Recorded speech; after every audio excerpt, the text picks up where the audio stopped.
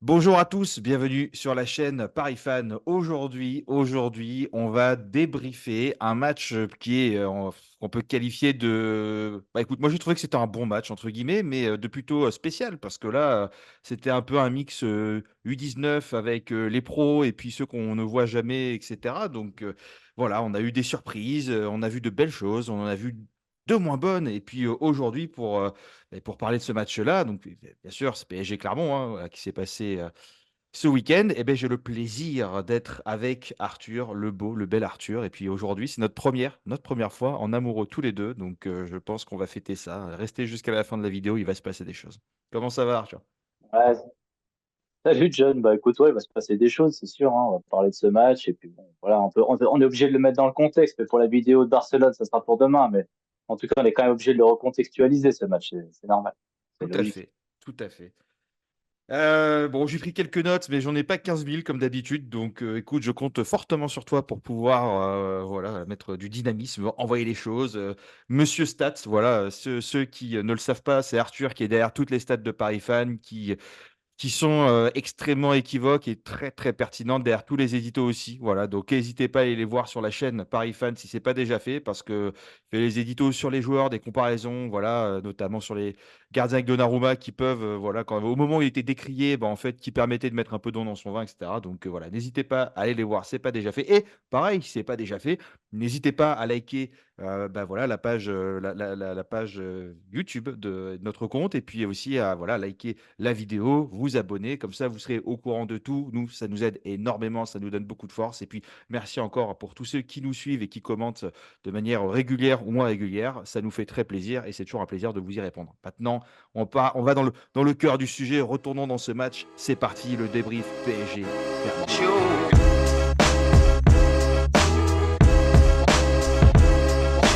Et c'est parti pour le débrief. Bon, bah écoute, on a vu une compo particulière, hein. Je pense que je m'étais pas trop planté lors de la compo. Je suis content parce que pour une fois, j'étais pas trop loin avec du Mukele, avec du Sag. Bon, on l'appellera. Voilà, apparemment, il a plusieurs noms en fonction des médias où on écoute. En tout cas, moi, je vais l'appeler Zag. Avec du Mayulu, voilà, avec du Carlos Soler. Bon, ben voilà. Et malgré ça, enfin pas malgré, bien que, mais et ben moi, c'est les stats que j'aimerais mettre en avant. C'est que malgré tout, c'était la meilleure attaque contre la pire défense, si je dis pas de bêtises, de Ligue 1. On se prend un but à la 32e minute et on n'a pas réussi à en planter un avant la 85e. C'est-à-dire que c'est passé quand même près de 50 minutes, si mes chiffres sont pas trop mauvais, avant de mettre le moindre but. Alors il y en a un qui a été mis par Mayoulou, qui est même extrêmement beau, on va y revenir, mais annulé à cause d'une faute de Zag. Voilà, 23 tirs pour le Paris Saint-Germain contre 6 pour Clermont, dont 7 cadrés, donc 3 pour Clermont, 73% de possession pour le Paris Saint-Germain, 700, quasiment 750 passes contre moins de 300 pour Clermont, précision des passes 90 pour le PSG. Bon, en fait, tout ça, quand moi je le vois, je me suis encore un peu énervé parce qu'à chaque fois je dis PSG type Bayern Munich, bon, pas celui de cette année visiblement, mais 23 tirs, 7 cadrés. C'est pas normal. Enfin, voilà, donc, et on met 50 minutes pour revenir. Enfin, oui, c'était pas l'équipe habituelle. Oui, il y a des manques d'automatisme. Oui, il y en a qui sont pas au niveau, tout ce qu'on veut, etc. Et on a perdu un Mukele extraordinaire, comme d'habitude, dès le début du match. Mais Arthur, que peux-tu nous dire par rapport à ça? Voilà. Moi, j'ai envie de te dire c'est le PSG depuis quelques temps déjà sur une grosse partie des matchs, hein. Un PSG qui a quand même globalement plus d'occasions que ses adversaires. On l'a vu notamment en phase de groupe de Ligue des Champions, hein. Je veux dire, il me semble que Paris a toujours plus d'actions positives pour et moins d'actions négatives, on va dire, contre. Et du coup, dans l'équilibre global, Paris aurait presque dû gagner tous les matchs. Même Newcastle, PSG, je crois que c'est 0,9 XG à 0,9 XG. Donc, tu vois, comme quoi, 4 au final. Donc, ça montre un petit peu, bon, et voilà, même si les XG ne disent pas tout, ils disent quand même on va dire, sur des qualités d'occasion. Voilà, Newcastle a mis des super buts, Paris voilà, avait mal joué, mais avait mis son but. Mais globalement, tu vois, je trouve que c'est un petit peu un manque du PSG. Et comment ça s'explique? Bah, j'ai envie de dire, t'as qui comme buteur? T'as Colomoni qui est pas génial cette saison. T'as Dembélé qui marque pas, tu l'as dit la dernière fois, et voilà, un but en je sais pas combien de tirs, donc c'est même pas la peine. Ensuite, tu as Mbappé, évidemment, qui lui est le buteur de l'équipe, hein. Donc ça, il n'y a pas de souci de ce côté-là. Il a mis ses buts. Après, tu as qui? Tu as Gonzalo Ramos, qui effectivement marque plus ces derniers temps. Mais hier, Gonzalo Ramos, 9 tirs, 2 cadrés.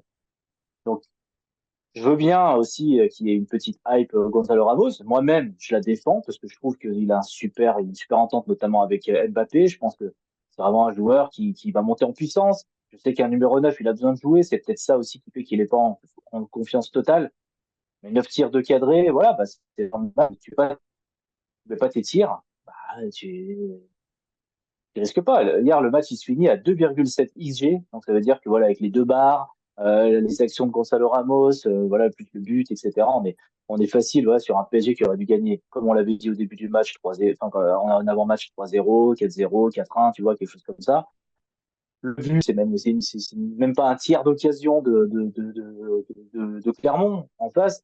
Et l'efficacité défensive, bah, on l'a dit, pour la Ligue des Champions, pour le championnat, pour la Coupe de France, c'est très important. Et ce PSG-là, qui est globalement très efficace, bah, au niveau des buts, hein, parce qu'on rappelle quand même que Paris a mis plus de buts que de grosses occasions qui se créaient en Ligue 1. À l'effet inverse, quand il n'est pas sauvé par un grand Donnarumma, bah, le PSG se prend des buts comme ça. Alors, je ne mets pas en cause Tenas, hein, parce que bon, bah, Tenas, il subit toute l'action, quelque part. Mais bon, la remise de Skriniar est pas terrible. Moi, on veut bien, on m'a défendu Danilo, mais Danilo qui se retourne comme un tracteur, c'est compliqué. Et puis Ugarte, qui est censé être voilà, ce chien de garde devant la surface, qui est un petit peu en retard. Donc, quand tu as trois joueurs qui sont en retard, bah, ça fait un but sur une équipe qui a rien proposé en face, hein. C'était compliqué pour Clermont. Et Paris en face, tu l'as dit, 22, 23 tirs, deux barres, Gonzalo Ramos qui tire 9 fois, c'est énorme. D'ailleurs, ça lui arrive souvent de tirer 9 fois. Il faudrait peut-être qu'il arrive à en planter un petit peu plus, parce qu'on le voit, quand il est bien servi, il marque. Je sais pas quoi dire sur l'efficacité parisienne, mais je pense, comme sur toute cette saison, il manque un petit truc. Il manque toujours un léger truc. Et je pense que sur ce match, on voit que le PSG va devoir quand même cet hiver trouver du lien entre toutes les entités, tu vois, entre la défense et le milieu, entre le milieu et l'attaque. Il va falloir trouver quelque chose qui lie encore plus cette équipe parce que ça manque de certitude, tu vois. Hier, il n'y avait pas Vitinha, donc il y avait moins de tirs de loin. Tu l'as dit, on en parlera après. Mayoulou, heureusement qu'il tire, mais en première mi-temps, Solaire ne fait pas de frappe, tu vois, c'est compliqué. Asensio, Mm. pareil, il en tente une, bah, les contrer. À un moment, tu vois, tous ces joueurs, il faut qu'ils prennent aussi leurs responsabilités. Ils sont, ils sont capables de faire largement mieux. Je Ouais. t'avoue, je sais pas trop comment les défendre parce que sur ce match d'hier, Paris aurait largement dû gagner le match. Et voilà, on va se retrouver avec un vieux débat qui n'a aucun sens sur le PSG s'est-il rassuré avant Barcelone alors que ça n'a strictement rien à voir. Mais bon, c'est ça. C'est clair, et je pense que quand on fait la composition qu'on a vue là et celle qu'on aura mercredi contre le FC Barcelone, ça sera le jour et la nuit, hein. De toutes les façons, je pense qu'on s'attend un petit peu à l'armada. Voilà, et puis on savait que ça allait tourner. Enfin, c'était l'occasion de, voilà, de donner un petit peu de repos à certains joueurs, dont voilà, certains qui étaient même pas présents sur, entre guillemets, sur le banc pour se reposer peut-être encore plus, ou d'autres qui sont blessés ou qui sont incertains. Mais voilà, moi, là, voilà, j'ai trouvé quand même un bon match. J'étais très content de voir comment dire, cette compo, parce que enfin, on donne du temps de jeu à ceux qui en ont pas. Enfin, on donne la chance à des jeunes de pouvoir exprimer leurs talents. Et puis, justement, en fait, les talents qu'on a au Paris Saint-Germain, on leur a donné leur chance en étant titulaires. Les deux ont répondu 100% présents, et je crois que c'est même eux qui ont les meilleures notes on reviendra à la fin sur les notes, mais voilà, donc moi, je trouve ça super d'avoir fait ça. Et puis, on se rend compte qu'on a du talent. Mayoulou, maintenant, il est dragué en Allemagne, fin de contrat cet été, donc on va voir ce que ça donne, mais ça serait dommage qu'il parte. Euh, voilà, après, moi, je trouve ça quand même dommage quand tu as quand même une équipe du Paris Saint-Germain qui est très remaniée, qui n'a pas d'automatisme. C'est un non-match et personne n'attendait rien de ça. Voilà, on sauve un petit peu l'honneur, parce que si on aurait perdu, ça aurait cassé la dynamique des victoires, mais je pense que voilà, quand on a vu la compo, on s'est dit bon, voilà, en fait, et puis c'est intelligent. Je dis une bêtise. Demain, tu mets ton équipe type, enfin, tu mettais ton équipe type ou beaucoup de gros joueurs qui vont jouer contre Barcelone sur Clermont. S'il y en a un qui se blesse, si en fait ils accumulent un peu de la fatigue, machin, etc. Voilà, un contre Clermont, c'est pas grave, ça remettra pas notre saison en jeu. Et surtout, voilà, moi je veux tout le monde, je veux raser le FC Barcelone mercredi. Par contre, si mercredi on joue en dilettante. Là, par contre, ça va pas le faire. Mais si on les rase avec peut-être 2 ou 3 buts d'écart, franchement, ça serait merveilleux. Skriniar, j'aimerais en parler aussi parce que tout le monde lui tombe dessus et oui, c'est de sa faute. Et je trouve qu'aussi, il y a une mauvaise entente entre Tenas et Skriniar où j'ai l'impression que Tenas se dit je peux la récupérer avant qu'elle tombe dans les buts. Et en fait, tu as quand même Skriniar qui débarque et mauvaise entente. Et est-ce que Tenas aurait pu la récupérer? J'en sais rien. Oui, c'est de la faute de Skriniar. Oui, il n'est pas bon cette année. Mais maintenant, moi, j'aimerais. Je ne dis pas que il faut l'enfoncer, qu'il faut le tège directement cet hiver, sauf s'il y a une belle porte de sortie, ça nous permet de récupérer des sous et d'investir sur un autre joueur. Voilà, mais maintenant, il y a énormément de joueurs qui n'ont pas été bons, je répète, qui n'ont pas été bons sur leur début au Paris Saint-Germain et qui sont devenus des cadres, des légendes même du club pour certains, ou qui sont meilleurs ou qui sont bons dans une rotation. Voilà, je ne vais pas les reciter à chaque fois, mais on les connaît tous. Rai, quand il est arrivé, c'était pareil. Paoletta, je crois que c'était pas évident au début. Vitinha, qu'on appelait Vitinu l'année dernière. Danilo, que tout le monde voulait voir partir au bout de 3 matchs et qui, cette année, nous a rendu bien des services l'année dernière aussi. Bon, il faut un peu d'adaptation. Oui, il est mieux dans une défense à 3, machin. Oui, je ne défends absolument pas son bilan, mais vigilance. Voilà, parce que je dis une bêtise, hein. Skriniar, s'il reste jusqu'à la fin de cette saison, qu'il reste encore l'année prochaine, et on ne sait jamais, il nous fait une belle saison l'année prochaine. Bah, tout le monde dira, mais c'est le taulier qu'on voulait, c'est notre guerrier, c'est notre machin, etc. Voilà, comme Donnarumma, tout le monde voulait le jeter pendant 2 ans. Bon, cette année, il fait partie des meilleurs gardiens du monde. Bon, ben, peut-être qu'il y a 1 ou 2 années, un peu d'adaptation. Et Skriniar, bah voilà, s'il n'est pas bon, moi, Skriniar, je préfère l'avoir sur le banc et puis l'avoir comme joueur de rotation ou sur des matchs où tu temporises un peu et tu reposes tes top titulaires, voilà, plutôt que, voilà, écoute, à voir. Moi, je trouve que c'est très difficile que tout le monde lui tombe dessus et je vois des commentaires insultants et ça, je ne le tolère pas. Maintenant, oui, c'est lui qui fait une erreur, c'est lui qui fait une erreur qui nous coûte cher, mais je tire l'attention sur une chose. On avait tous parié 3-0 sur ce match-là avec des compos qui étaient hyper remaniés sur l'avant-match. On fait 1-1 et on égalise à la 5 minutes quasiment, allez, 10 minutes avant le coup de sifflet final. Est-ce que c'est normal? En fait, normalement, même oui, ok, s'il fait une erreur, oui, ok, il prend un but. Normalement, on est censé en mettre 2, on est censé en mettre 3, on est censé peut-être même en mettre 4 dans ce match-là. Donc, en fait, si tu veux, oui, Skriniar est fautif sur ce but. Maintenant, c'est pas de sa faute si on plombe le match. Voilà, c'est ce que je voulais dire. Voilà.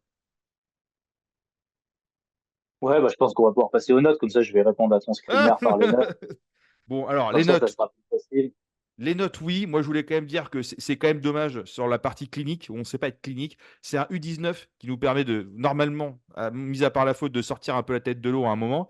Sinon, il faut attendre la 85e avec beaucoup de tentatives. Hein, voilà, du Hakimi. Alors, Hakimi qui a tenté une frappe. Il était devant le but, il a tenté une frappe. Alors, angle fermé, c'était compliqué. Mais il tente des frappes. Quand Mbappé n'est pas présent, il ne le cherche pas, il tente des frappes. Quand Mbappé est rentré, ils ont tous commencé à chercher Mbappé. Voilà, donc ça m'a un peu saoulé. Mais écoute, voilà. Mais par contre, Mbappé, j'aimerais saluer effectivement sa belle passe décisive parce qu'elle n'est pas évidente. Hein, il se casse la gueule, il la reprend, elle n'est pas évidente. Ramos, très belle conduite de balle au pied. Et pour ceux qui ne le savaient pas, Ramos, de formation, c'est un ancien milieu offensif. Donc, il est à l'aise avec ses pieds, il sait nous faire des choses. Et franchement, bah, c'est agréable d'avoir quelqu'un qui n'est pas juste un bourrin hein, qui va taper devant le but et de pouvoir voilà, se l'emmener bien, prendre le temps. Voilà, tu vois, la frappe qu'il fait avec un petit extérieur du pied, il ne se précipite pas, il prend son temps.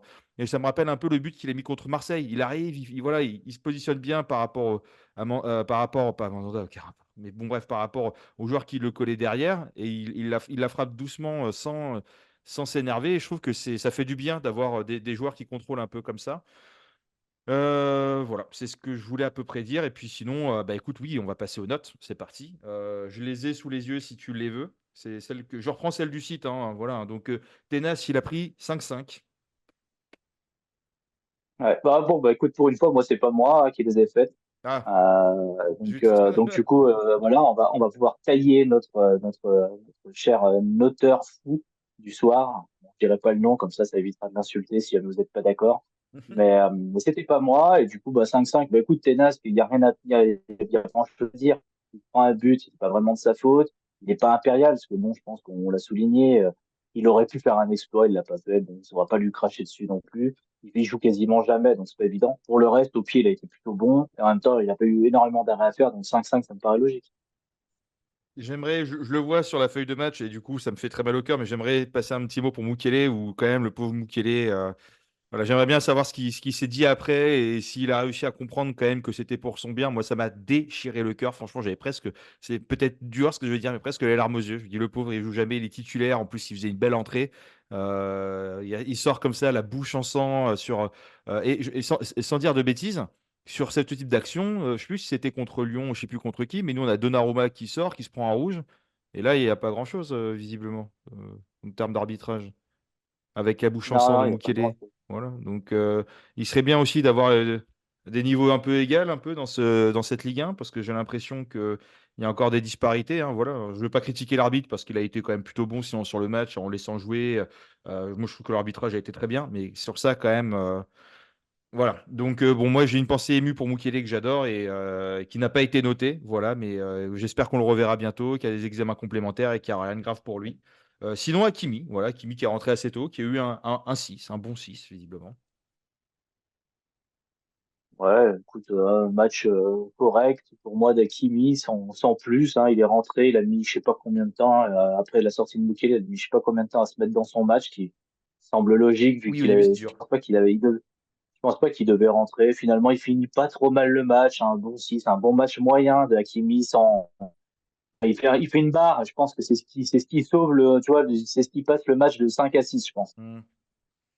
Ouais, je suis d'accord. Je suis d'accord, je suis d'accord. Ouais, ouais, ouais. Après, ouais. Le début était très compliqué, mais bon, en même temps, il s'est pas échauffé direct. En fait, il s'est échauffé sur les 20 premières minutes lorsqu'il est rentré. Et puis, bon, Hakimi, oui, certes, il jouera pas mercredi contre Barcelone, mais je pense que c'est pas le moment d'aller se péter.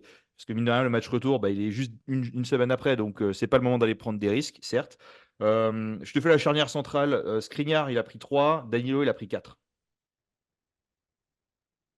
Je vais pas, je voulais te répondre tout à l'heure sur Skriniar, mais je suis d'accord avec toi. J'ai vu trop d'acharnement pour que j'en rajoute moi-même. Je suis pas satisfait du tout du rendement de Milan Skriniar, pour être totalement honnête. Hein, pour voilà ceux qui veulent revenir, j'ai fait un édito largement avant son arrivée au Paris Saint-Germain, qui est sorti à son arrivée du coup cet été. Voilà, j'avais réactualisé les statistiques, j'avais réactualisé un petit peu le jugement. Voilà, ça parlait quand même d'un des meilleurs défenseurs de Serie A. Donc l'enterrer tout de suite, non merci. Par contre, à un moment, je pense que ça, tu es assez d'accord avec moi. Voilà, c'est le Paris Saint-Germain. Il faut aussi montrer des choses plus intéressantes que ça. Et pour le coup, je vais parler du mauvais match de Skriniar et je vais le mettre en parallèle avec le match de Danilo. Danilo, que vous savez, j'adore Danilo, mais je trouve que pour un jeu à la Luis Enrique, c'est compliqué. Mais pour moi, Danilo, c'est sur le dessus. Et d'ailleurs, j'ai fait des statistiques cette nuit et ce matin. Danilo, c'est le joueur avec 28 passes vers l'avant, il me semble, dans le match. C'est celui qui fait le plus de passes progressives dans ce PSG-là. Sur le match, hein, je parle. Hein. Je parle pas du tout de la saison, mais sur ce match-là, où Paris a largement dominé, bah, finalement, Danilo, il a beaucoup joué de l'avant, Skriniar, pas du tout. Et tu vois, ce jeu de détails, pour moi, ils sont hyper intéressants parce que si tu dois remplacer un Marquinhos, un Hernandez, un Beraldo qui joue vers l'avant à la Luis Enrique, bah, finalement, Danilo, bah, quand il doit faire le boulot, il le fait quand même un petit peu mieux que Skriniar pour l'instant. Donc Skriniar doit se réveiller, clairement. Il n'a pas fait un bon match. Je l'enterre pas parce que comme je te l'ai déjà dit en off, bah, Paris va pas vendre tous ses défenseurs centraux cet été et du coup, il aura encore une place en tant que remplaçant et il faudra qu'il prouve si jamais il veut jouer plus. Mais pour l'instant, pour moi, c'est insuffisant. Après, tu l'as dit aussi, il revient de blessure. Voilà. Est-ce que son état de santé lui permettra d'être un jour au plus haut niveau comme il l'a été? On ne sait pas, mais c'est son deuxième match. Donc peut-être laissons deux, trois matchs, voir s'il peut redevenir une sorte de petit rock remplaçant Paris Saint-Germain et voir plus si affinité. Mais clairement, je suis pas satisfait de sa prestation, de ce qu'il fait. Danilo, je suis pas fan parce que par rapport à ce que veut Luis Enrique, il faut plus de relance. Sur ce match, il est pas si mauvais que ça, tu vois ce que je veux dire. C'est sur ce match, il a réussi un petit peu à se mettre au niveau, sûrement aussi parce que Clermont, pas technique, n'avait pas un jeu de pression extraordinaire et du coup Danilo il joue un petit peu dans un fauteuil et finalement il a bien pu faire circuler le ballon, même vers l'avant. Il a pu trouver les milieux, il a pu trouver aussi un peu plus haut sur le terrain et ça c'est intéressant quand tu peux trouver les côtés, hein, les latéraux, les ailiers.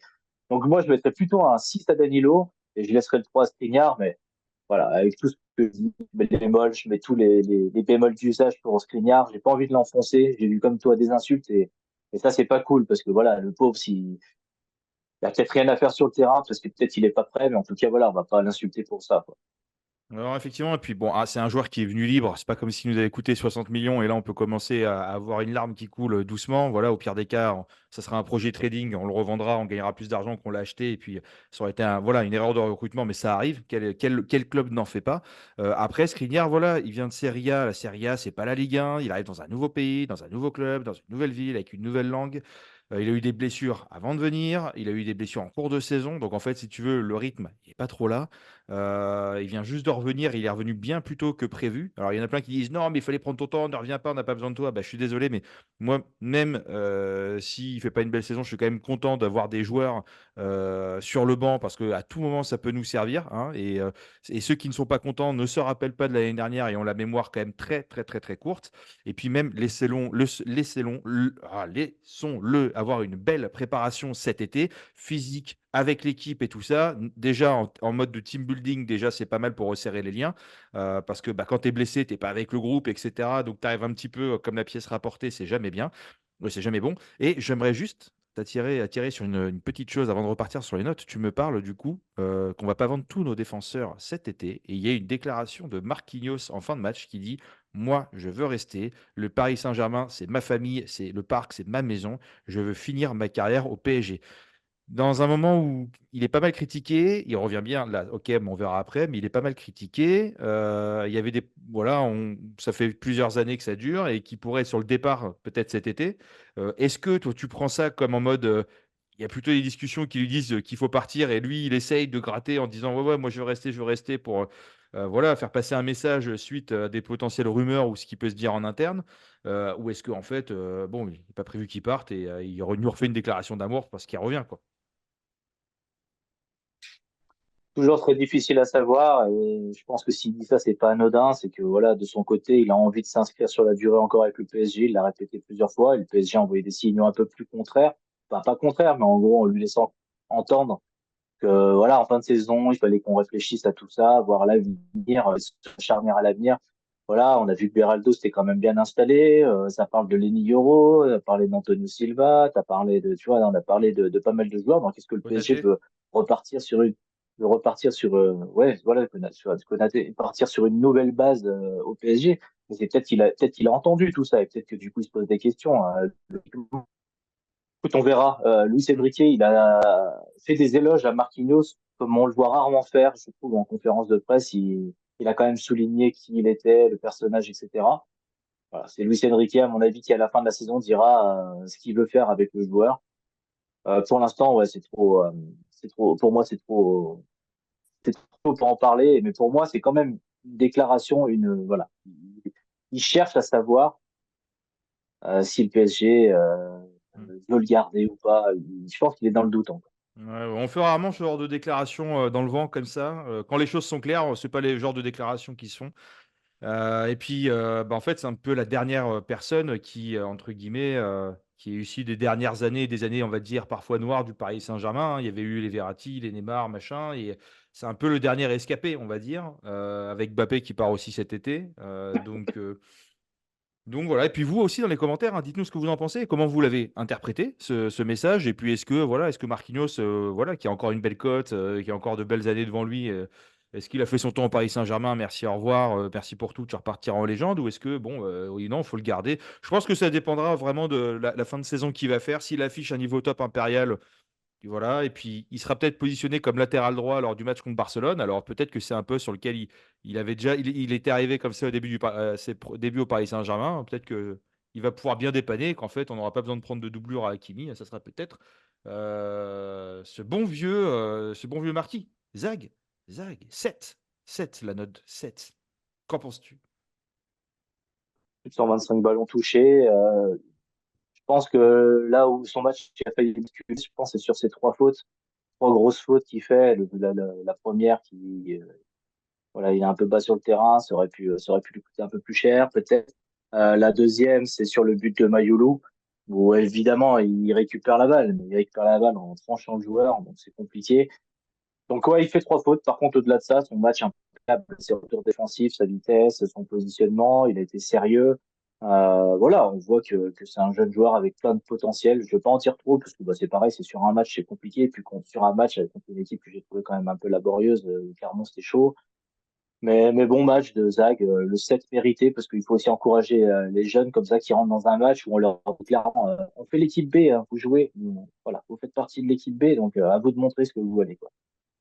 Ouais, il est très bon apparemment avec les U19. Moi, j'ai adoré avant son retour défensif où il prend, je sais plus quel joueur, mais de vitesse. C'était assez dingue, vraiment une course incroyable. Il est tout Cam. petit. Il est tout petit. Il est tout petit. Il fait 1m60. Il est tout petit. Enfin, 1m60, pas loin, hein, mais il est tout petit. Mais il a du physique quand même. Il est rentré. Il a fait des. Alors oui, il charcute un peu les gens, mais en même temps, moi, je préfère un peu cet état d'esprit, surtout de jeunes qui veulent montrer des choses, plutôt que, tu vois, regarde, on a des plus gros gabarits où il y a des barrières de sécurité sur les joueurs d'en face, hein, tu vois, genre Carlos Soler ou des choses comme ça. Des joueurs adverses, tu as l'impression qu'il y a une barrière, on peut pas les approcher à moins d'un mètre. Skriniar, c'est un peu pareil aussi, hein. Et lui, il rentre dedans, malgré son physique, malgré son jeune âge. Et quand on parle, tu vois, d'un remplaçant, tu vois, de trouver une doublure à Nuno Mendes, ben, en fait, testons-le, moi je pense, tu vois, sur la fin de saison, tu vois, à voir. Et au lieu d'aller mettre 25, 40 millions avec des salaires en plus qu'il va falloir mettre à niveau pour des joueurs qui ne sont pas de chez nous, bah, autant profiter. Voilà. En plus, on parle d'une équipe réserve au Paris Saint-Germain, d'une remise en place de ça sous la houppette de Johan Cabaye. Donc, moi, je pense que ça ferait sens, hein. Voilà, hein. Faut tester, faut voir. Voilà. Non, non, mais là, juste, je te réponds vite fait sur ça. Après, on enchaîne Mm. sur le milieu et puis attaquant sur les notes. Mais après, évidemment qu'il faut faire place. Il faut les prêter pour qu'il ait vraiment beaucoup de temps de jeu et puis du coup qu'il grandisse encore plus vite parce qu'on sait qu'un jeune, il a besoin quand même de jouer. Mm. Ça peut être aussi une des raisons pour lesquelles le PSG le laisse partir en prêt, par exemple. Bon, en plus, il joue à droite, donc ce serait plutôt une doublure à Hakimi. Qu'est-ce que je veux dire d'autre sur voilà, je pense que Luis Enrique il les teste aussi, il va les tester hein, encore sur je sais pas si derrière il va être champion assez vite, et ce qui va être le cas, Mm. va les tester. Je pense que c'est Zag, je dois même peut-être remettre Naga, voir un petit peu ce que ça vaut pour justement envisager le mercato, terminer le mercato et puis comme tu l'as dit, parce que moi par exemple on va revenir Zag pour l'instant j'ai mes petites réserves sur le physique, hein, sur la capacité physique, même si, attends, il a été très bon ça. Je juge juste sur ce que j'ai vu au niveau U19, etc. Et le passage qui est pas toujours évident. Mais par exemple, tout à l'heure, quand on parlera de Mayoulou, bon, On y arrive. j'ai des choses très positives à dire sur lui. Bon, eh ben écoute, on passe au milieu, c'est parti. On va y aller crescendo. Alors, Ugarte, 3, Solaire, 5-5, Mayoulou, 7. 7, homme du match, Mayoulou. Bah, par Paris Fan, a été élu homme du match. Ouais, mais Ugarte, il y a une frange de la population qui va regarder son match et qui va lui avoir mis un 5, 6, tu vois, ça dépend. Il y a une autre partie qui va lui mettre un 3. Et pour moi, il a perdu trop de ballons, il fait trop de mauvaises passes dans un match. Et ça se voit trop, je l'ai trop vu. Donc, largement le 3. Après, sur l'ensemble du match, 3, c'est vraiment un match catastrophique. Donc, Mm. peut-être que la note est un peu basse, mais 4, 5, j'ai pas trouvé Ugarte très fort sur ce match. Il aurait pu faire mieux. Voilà. Ensuite, Solaire. Ouais, il a été transparent une bonne partie, et par moment, il a fait des bonnes petites choses, il a bien combiné. On sent qu'il a du ballon, hein. Alors, ça reste un joueur très bon de base, hein, Solaire. C'est jusqu'au PSG, apparemment, c'est pas possible. Ou en tout cas, c'est pas possible sur une longue période, sur plusieurs matchs ou sur plusieurs. Enfin, c'est compliqué. Donc, il est quand même dans ses travers. 5-5, c'est à peu près mérité. J'aurais mis 5, 5, 6. Ça dépend de comment tu regardes le match. Moi, je suis un peu comme toi parfois quand tu es un peu sévère avec certains joueurs. Voilà, j'en attends aussi un peu plus quand même. J'ai envie d'être, je me dis, il joue jamais. Il rentre dans ce match, il est pas si mauvais que ça. Pour moi, c'est compliqué. Solaire, c'est très compliqué à juger. Voilà, il va partir du PSG. Bonne suite à lui et j'espère qu'il retrouvera tout son niveau ailleurs. Puis je vais terminer sur Mayulu.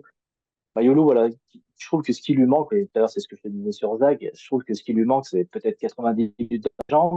Ça paraît logique, hein, 90 minutes en pro dans les jambes. J'ai senti qu'il s'est soufflé un petit peu, c'est pour ça qu'il a dû sortir d'ailleurs. Sinon, au-delà de ça, voilà, on parle de Solaire, et tu parles de Mayulu, tu vois la différence entre les deux. Il y en a un qui te fait des centres, Mayulu, il t'a fait des centres là, qui aurait pu, c'était super, super plongeant, très bien. Il met sa frappe et tout, on sent sa célébration, il est prêt, il est capable de jouer milieu offensif comme il est capable de jouer au milieu, il l'a montré. Techniquement, il est très bon. Il lui manque, voilà, il a des petits détails qui doivent changer. Il a perdu un ou deux ballons. En même temps, si tu perds un ou deux ballons que tu peux pas jouer au PSG, du coup, t'enlèves Dembélé, t'enlèves Mbappé, t'enlèves Neymar à l'époque, voilà, t'imagines, t'enlèves beaucoup de joueurs. Moi, je trouve que Mayulu, il a été très intéressant. Il lui manque peut-être du physique, donc c'est peut-être un des axes de travail à faire cet été, peut-être être prêté aussi. Mais en tout cas, si Luis Enrique l'a aimé, pourquoi pas le garder? et pourquoi pas en faire un joueur l'année prochaine qui monte petit à petit. Parce que moi, en tout cas, j'ai beaucoup apprécié, c'est un joueur qui pue le foot. Ouais, je suis d'accord. Bon, Ugarte, non, pas incroyable. Bon, de bons moments de temps en temps, hein, ça arrivait. Je pense qu'il manque vraiment de confiance et d'application. Et que quand il sera vraiment dans une bonne dynamique, je pense qu'il fera du bien. Mais j'ai pas l'impression que ce soit pour tout de suite. En tout cas, voilà, il a montré pendant plusieurs matchs au début de l'année qu'il était capable. C'était pas juste un match éclair. Il l'a fait 3, 4, 5 matchs. Donc, il est capable. Maintenant, il y a quelque chose, ouais, je sais pas ce qui bloque, mais certainement un manque de confiance ou quelque chose comme ça, et ça reviendra. Voilà. Écoute, je n'ai pas trouvé catastrophique sur ce match non plus. 3, je trouve ça très sévère. Solaire 5-5, oui, ça se tient. Voilà. Pour un joueur qui est ultra décrié, qui ne joue jamais, qu'on a baladé latéral, qu'on a baladé au milieu offensif, machin, bah, je trouve que ça a été intéressant. Il combinait bien avec Mayoulou de temps en temps aussi. Je trouvais que c'était pas trop mal. Il y avait une bonne entente. Attention, il va partir parce qu'on se l'est dit sur plein de joueurs pendant plein d'été et qui sont jamais partis, d'autres qui sont encore là. Donc attention, voilà, il y en a qui sont accrochés bien plus que Carlos Soler, hein, attention, donc, Apparemment, il veut partir, Solern. Donc, ouais, bah tant mieux, voilà. voilà. Après, écoute, merci pour tout, entre guillemets. Et puis voilà, et puis, voilà, moi je lui souhaite du bon. Je pense que c'est pas un mauvais gars, c'est juste que voilà, ça a pas fit avec le PSG, ça arrive, c'est pas grave, voilà. Et puis Mayoulou, moi je le dis à chaque fois, mais j'ai l'impression de voir un petit Simons en fait, quoi. Tu vois, quand Simons faisait ses premiers pas avec le PSG, de l'application, on sent qu'il y a de l'envie, comme tu dis, ça pue le foot. Je trouve ça cool, voilà. Moi je trouve que dans l'attitude, dans l'envie, dans le truc, ça me fait penser un petit peu à un petit Simons. Alors Simons, aujourd'hui, je sais plus, il a 20 ou 21 ans. Youl en a 17, hein, voilà, donc laissons-lui encore un peu de temps. Mais moi, j'espère qu'il va prolonger et qu'il puisse partir en prêt 1 ou 2 ans. Et puis, en fait, tu vois, tu te rends compte que même dans ce genre de match-là, en fait, il a peut-être sa place au Paris Saint-Germain, en équipe première. Alors, tu vois, tu fais partir Solaire, tu gardes Mayoulou. Bah, tu gagnes au change. Maintenant, il faut le tester, il faut voir jusqu'à la fin de la saison. Et au lieu d'aller acheter des joueurs, tu vois, parce qu'aujourd'hui, le moindre joueur qui a un peu de talent, c'est 30, 40, 50, 60 millions d'euros. Bah, en fait, autant garder ces sous-là, les mettre sur des vrais top joueurs qu'on connaît, qui ont fait leurs preuves, machin, etc. Et les jeunes talents, au lieu d'aller les chercher ailleurs, et sans savoir ce que ça va donner, parce que tu n'en sais absolument rien, c'est parce que ça joue bien au Brésil ou en Argentine chez les jeunes que ça va très très bien jouer chez nous. Bah là, le mec, voilà, comme Zeg aujourd'hui, ils ont montré. Et puis et si on a envie aussi, nous, d'attirer des jeunes talents dans notre centre de formation ou dans une équipe réserve ou des choses comme ça, il faut montrer que quand tu es talentueux, tu as ta chance. Et ça marche avec Zahir Emery, ça a marché voilà, avec d'autres joueurs qu'on a vu contre Clermont, ça doit marcher avec d'autres joueurs. Et même ok, si Clermont, c'était pas une équipe de dingue, bah, les deux qui ont eu la meilleure note, entre guillemets, bah, c'est nos deux jeunes du centre de formation. Donc, c'est pas ridicule. Et sinon, j'espère qu'il prolongera, partir en prêt 1 ou 2 ans. Mais si tu le gardes pour le faire jouer en Ligue 1, des choses comme ça, sur des petits matchs, ou le faire entrer même 30, 60 minutes, enfin 30, pardon, 30, 40 minutes à la fin d'un match, des choses comme ça se tient. Voilà. Et puis après, pour l'attaque, eh bien, écoute, bah, voilà, Kolo Muani, vous avez noté 2. Je trouve que c'est dur, 2 quand même. Voilà, bon, c'est pas, oui, c'était pas bon, mais 2, c'est difficile. Bon, Ramos, 7, ok. Et puis Asensio, 5-5. Voilà. Ouais, ouais, ouais, pour faire les notes un peu régulièrement, je sais ce qui est passé par la tête d'une auteur de ce match et je le comprends. Je Balance prends des les noms, notes qui sont balance. affichées. On veut savoir. Non, non, non. Non, mais voilà. Non, mais après, ce qui est intéressant, c'est que je trouve on trouve un petit peu, tu vois, une sorte de graphique du match, tu vois. C'est-à-dire, Colomani, ça a été le plus mauvais des trois. Asensio, ça a été celui un peu plus moyen dans lequel on attendait plus. Et Hmm. Gonzalo Ramos, il met le but et il a eu 9 tirs et on l'a vu offensivement, il a existé. Après, dans la note, si on doit juger poste par poste, etc. Colomani, qui n'était pas du coup positionné en buteur, peut peut-être lui accorder qu'il a fait plus de travail, voilà, et, niveau, voilà, notamment défensif, etc., etc. Donc pour moi, Colomani, allez, je lui mets 4 sur ce match. Gonzalo Ramos, je lui enlève un point par rapport à la note du site, hein, mais bon, après c'est aussi à froid, je lui mets un 6 parce qu'il a quand même raté énormément de, voilà, il a cadré que 2 frappes sur 9, et puis Asensio, je lui mets aussi un 6 parce que mine de rien, quand tu regardes ton match, tu dis Asensio, qui revient tout le temps de blessures comme ça, il a du ballon quand même. Quand même, il fait jouer le PSG et il le fait bien jouer par moment. Hmm. Ok. Bah écoute, je vais te suivre à peu près. Voilà, Ramos. Bon, après, c'est difficile de noter des joueurs parce que En même temps, on n'attendait rien. C'est des joueurs qui se connaissent pas, qui n'ont pas l'habitude de jouer ensemble. Il y a zéro automatisme, il y a zéro enjeu. On a quasiment plié la Ligue 1. On est en finale de Coupe de France. On arrive, voilà, en quart de Ligue des Champions. Je pense que même les joueurs et tout le monde a la tête, même ceux qui vont pas jouer, ont la tête à la Ligue des Champions. Ça arrive très vite et ça arrive dans une nouvelle vidéo. En attendant, nous, on a terminé pour ce débrief du match. Dites-nous ce que vous en pensez en commentaire, ce que vous avez aimé, ce que vous avez moins aimé, si vous êtes d'accord avec nous, si vous nous détestez, vous êtes absolument pas d'accord. En tout cas, moi, c'était un plaisir d'avoir été avec toi, mon cher Arthur, vraiment en amoureux. C'est du kiff. J'ai envie de mettre, je vais mettre des cœurs. Voilà, je vais mettre des cœurs. Ouais, bah écoute, les deux bavards ensemble, hein, merci à toi, c'était cool. Puis, surtout pour débriefer un match au calme, comme ça, voilà, sans stress, c'était bien. C'était top. On a 1 heure à 2, alors que normalement, il faut faire 20 minutes à 4, mais bon, on est très très bon. Bon, Bon, on est les deux bavards, il n'y a pas Nico qui nous empêche de tourner en rond, donc ça va. c'est ça exactement. En tout cas, merci à tous de nous avoir suivis et on se retrouve à bientôt dans une nouvelle vidéo.